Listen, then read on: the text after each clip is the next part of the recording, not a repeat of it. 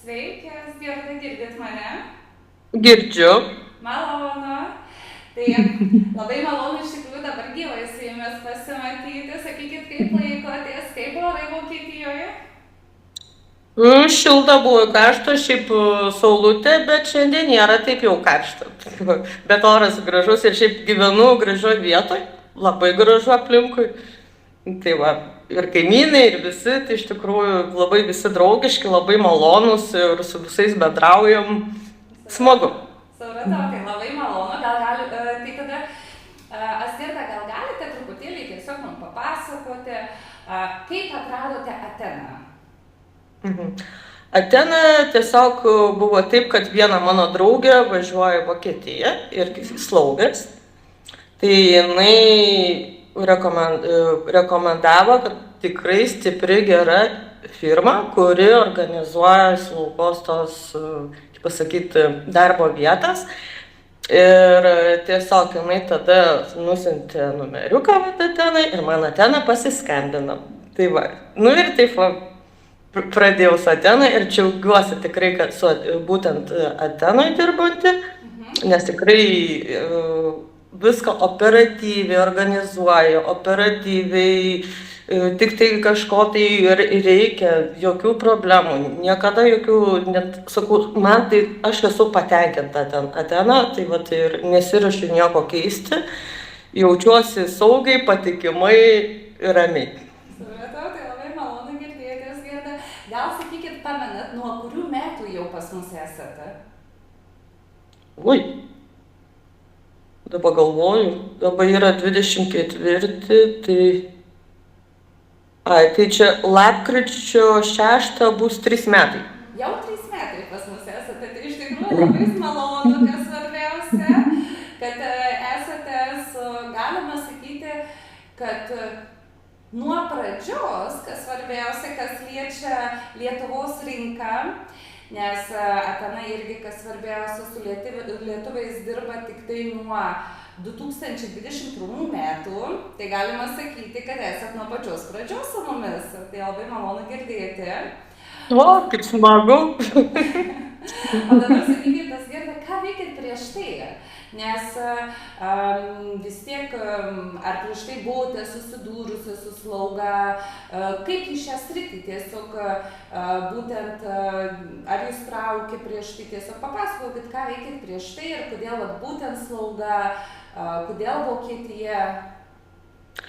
Tiesiog prieš tai aš buvau, kaip pasakyti, dar ir tebeturiu kvalifikacijos viską, tai buvau matininkė ir tebesu dar. Ir vadybininkė, ir, kaip pasakyti, apie draudimus konsultantė, bet tiesiog sugalvojau gyvenime kažką tai tokio pakeisti, nes tikrai man Vokietija, kaip pasakyti, antri namai jau daug metų ir tikrai Vokietija yra daug pažįstama iš daug seniau. Ir tiesiog su ta slauga įdomi, aš slauga jokios patirties, kaip pasakyti, kaip ir neturėjau tiek, kad slauga patirtis buvo su mama, kai buvo sunki trauma, pusę metų turėjo lovai gulėti, tai irgi važinėjausi tą ligoninę, pastoviai ten jai padėti, tai supratau, kad aš galiu tą darbą dirbti. Paskui vyro tėvukas irgi buvo blogai, tai irgi daug, ir tada aš supratau, kad aš galiu. Tiesiog galvoju, o kodėl nepabandžius? Pabandžiau ir tikrai nesigaliu. Ir dabar kiek šeimų buvau, tai tikrai su visais palaikau draugiškus ryšius. Čia su viena moteriškė netgi kartu į Lietuvą su mašina parvažiavom abidvi. Tai paskui dar iš kitos šeimos dar vienas anūkas irgi į Lietuvą. Ir su visom šeimom palaikau iki pačiol ryšius draugiškus. Supratau. Tai sakykit, kokie jūsų nuomonė buvo tie privalumai, kai išvažiavote į Vokietiją pirmą kartą? Ką įgijote? Ką įgijau patirties iš tikrųjų ir kas yra su kiekviena diena lavinasi kalba. Vokiečių būtent kalba, tikrai, aš mokykloje mokinausi vokiečių, bet buvau labai primiršus. Tai ką jaučiu, tai kalboje, su vokiečių kalba, tai būtent vis kiekvieną dieną stiprėjau. Ir kiek suprantu, įgijote taip pat labai daug naujų žmonių, su kuriais palaikote labai gerus santykius iki šiandieną. Taip, jau čia nuo pat tų pirmų metų, kaip pradėjau, taip ir su visais iki pačios susiskambinam, su kamerom, pasikalbam ir taip ir pajokavom. Čia netgi vieną kartą buvau, man leido, aš pati tik kūrą užsipiliau, tai man leido su mašina važiuoti, tai 2 šeimynas net aplankiau. Tai buvau irgi nuvažiavus, tai visi laukė be galo. Malonu. O dabar sakykite, Gerda, kaip jūs vertintumėte pačias šeimas, kuriuose, pavyzdžiui, dirbote Atenoje, arba kokie tie žmonės pas mus, tie klientai, su kuriais susidūrėte, tiesiog kaip pats darbas, ar tie mūsų darbo aprašymai, pavyzdžiui, kuriuos mes taip pat irgi pateikiam darbuotojams, ar yra detalūs, ar jumis rūpinasi, ar jaučiate tą paramą iš vadybininkų? O paramą tikrai stipriai jaučiu ir jeigu kokie kyla klausimai, tikrai drąsiai žinau, kad aš galiu paskambinti, paklausti ir pasakyti. O patirtis tikrai įvairi, nes kiekviena šeima, kiekvienas žmogus yra visi skirtingi, bet tikrai patirtis labai gera. Džiaugiuosi, kad esu, džiaugiuosi, kad, tikrai ta tokia ir draugystė dabartiniai, irgi šeimoje esu. Tiesiog jau irgi abudu sūnus organizavo, kai Düsseldorfą pavažiuoti, paaprodyti visą.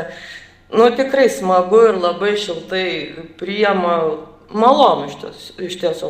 Kaip pasakyti, nėra taip, kad labai jau lengva kažkur darbas, kiekvienas turi savo pliusų ir minusų, bet tiesiog nusitiki, o šiaip nieko nėra neįmanomo ir tikrai aš esu patenkinta nuoširdžiai ir kuo toliau vis jaučiuosi vis labiau savim pasitikiu toj srity slaugoje, nes kiekvieną vietą, kiekvieną dieną, kaip pasakyti, mokinies. Tai yra superinė patirtis. Supratau, labai malonu girdėti, Gerda. Tai labai jums dėkui ir dėkui jums už jūsų atrastą laiką ir tada pasimatysime vėliau. Gerai, gražios dienos ir tikrai, aš jau daugam jau rekomendavau tik į Ateną, daugiau niekur. Dėkui jums, Gerda. Ir kas svarbiausia, jeigu kažkur reikia, žinote, kad visą laiką galite kreiptis. O, tą jau įrodytų. Suteiktus jūsų už pasidalintus įspūdžius su mūsų klientais, kurie galbūt svarsto šiuo metu apie darbą slaugoje. Tai dėkui jums labai ir gražios dienos. Iki. Iki, gražios dienos. Iki.